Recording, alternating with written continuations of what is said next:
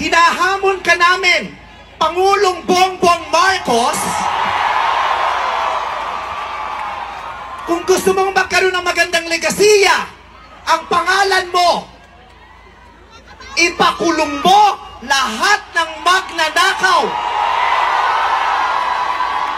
Para sa lahat naman ng mga politiko at bahagi na ng gobyerno na nagnakaw sa atin, nagnanakaw sa atin, mga nakatingin habang may nagnanakaw sa atin, mga kasama ng mga nagnanakaw sa atin, mga alam na may nagnanakaw pero hindi nagsasalita, mga kasama ng mga nagnanakaw, mga nagtatago ng magnanakaw, isa lang ang gusto namin sabihin sa inyong lahat, patawad kay Father pero putang ina ninyo! Kaputa-putahan ng mga putang ina nyo! Katatapos lang ng misa, pero Panginoon, patawarin nyo kami, pero totoo yan. Ito ang wika ng lahat ng mga Pilipinong ninakawan, putang ina nyo! Putang ina nyo! Putang ina nyo! Putang ina nyo! Putang ina nyo! What's up? Ang up, tubig, baha, pagnanakaw, korupsyon, yun ang mataas sa Pilipinas. What's down? Ang down, ang babang-baba, yung mga Pilipino. Kaya sa ngalan ng lahat ng mga kapwa ko artista na nasa entablado ngayon, pati na rin yung mga artista nasa baba at nasa iba't ibang lugar na nakikisama sa amin, pinabati po namin kayong lahat. Mabuhay kayo, mga kapwa naming Pilipinong nanakawan ng gobyerno. Mabuhay kayo. Yan ang pagbati natin sa isa't isa.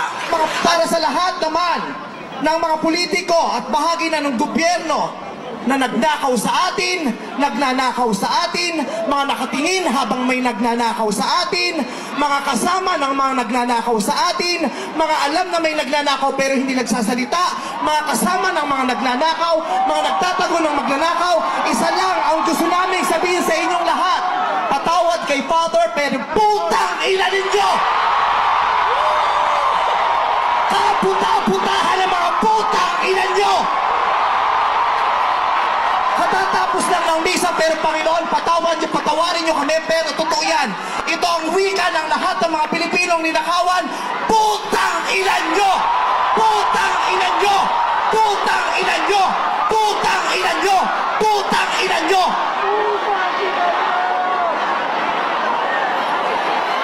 Putang ina nyo! Tapos na ang panahon ng mga bababait at ng mga resilient. Ang mga mababait, ginago.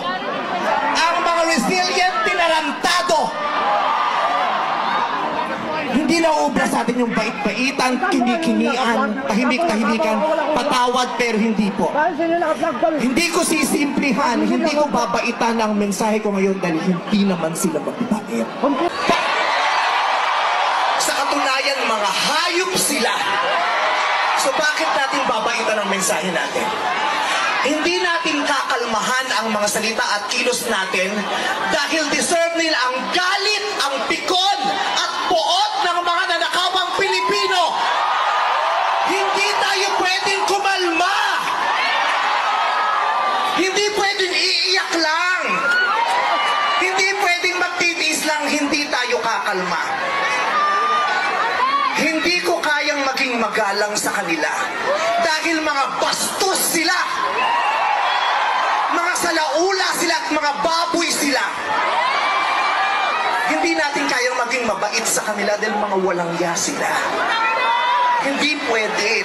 Hindi pwede yung mabait ka lang, mabuting asal ka. Hindi uubra sa kanila ang mabuting asal at mabait lang kasi nga mga demonyo sila. Kaya tama yan. Sumigaw lahat ng galit. Lahat ng galit na galit. Ang hindi matatapos ang galit bukas. Ang iparirinig ang galit hanggang hindi makulong ang mga magnanakaw. Hindi tayong pwede magalit lang ngayon. Kailangan hanggang bukas, kailangan sa susunod na linggo, kailangan sa susunod na buwan, hanggang umabot ng ilang taon hanggat hindi sila nauubos. Walang mawawala sa atin kasi ubos na tayo. ang gagawin natin ngayon ay babawi na tayo. Ikulong ang mga magnanakaw. Para sa akin, hindi nga sapat ang kulong. Dapat patayin ang mga korap na magnanakaw. Ibalik ang death penalty para sa mga korap. Para patayin ang mga magnanakaw, ikulong pati pamilya nila. Dapat gumawa ang batas ang pamahalaan para ibalik ang death penalty. Pasensya na po, Father. Alam kong ayaw mo ng death penalty. Ipagdasal mo na lang ako. Ibalik ang death penalty para sa magnanakaw. Dahil ang magnanakaw, ang corrupt na public official, hindi ko natatawag na public official, ang corrupt na politiko ay higit pa sa mamamatay tao. Ang corrupt na politician ay higit pa sa magnanakaw. Ang corrupt na politician, ang korupsyon ay higit pa sa terorismo. Ang mga terorista, namimili lamang ng lugar at panahon kung kailan aatake. Pero ang mga magnanakaw sa Pilipinas, walang pinipiling araw. Araw-araw nila tayong ninanakawan. At ang inaatake ng mga terorista, yung mga iba ang pananampalataya, iba ang paniniwala, iba ang lahi. Pero ang mga korap, kapwa Pilipinong kalahi ang ninakawan. Kaya hindi tayo pwedeng sumuko lang ng ganito. Kaya hinahamon ka namin, Pangulong Bongbong Marcos, kung gusto mong magkaroon ng magandang legasiya, ang pangalan mo, ipakulong mo lahat ng magnanakaw. Nakatingin kami sa iyo, Pangulong Bongbong Marcos. At inaasahan ka namin, hindi dahil sa idol ka namin, kundi dahil sinaswelduhan ka namin at inaasahan namin na tutuparin mo ang inuutos naming mga employer mo. Kami ang nagpapasahod sa inyo. Tapos na ang panahon na natatakot tayo sa gobyerno. Takutin natin ang gobyerno dahil ang kapangyarihan nasa sa atin, wala sa kanila. Nakatingin kami sa inyo. Ipakulong. Lahat ipakulong. Bawiin ang mga ari-arian.